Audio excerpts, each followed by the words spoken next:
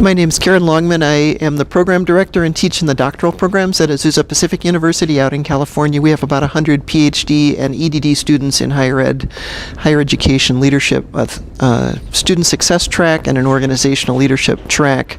A book that just came out in August 2012 and is already moving toward its third printing is called Thriving in Leadership.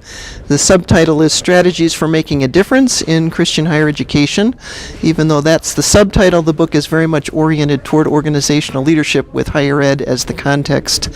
One thing that's special and I think helpful about this book is that it's divided into 3 sections. All the authors, 16 chapter authors, have effectively led in higher education and are writing their perceptions of what it takes to thrive in higher ed leadership.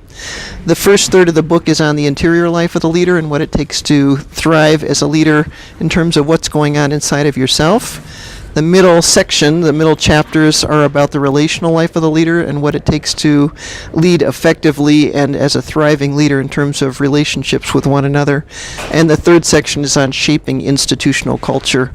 Every one of the 16 chapters has discussion questions at the end, and the book is already being used by people teaching master's level organizational leadership classes as well as book discussion groups across campus. The authors of the middle sections happen to be women.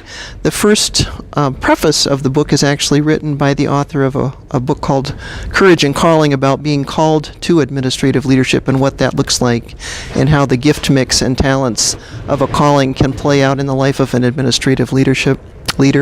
Rebecca Hernandez is here from Goshen College in Indiana to tell us a few words about one chapter.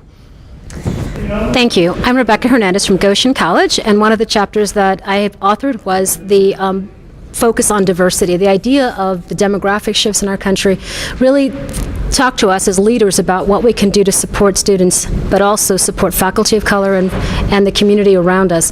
One of the big pieces that I talk about in this chapter is about my own experience in higher education, but also what leaders need to do internally within themselves, but also at what they do on their campuses to really change the place for students to really feel welcome.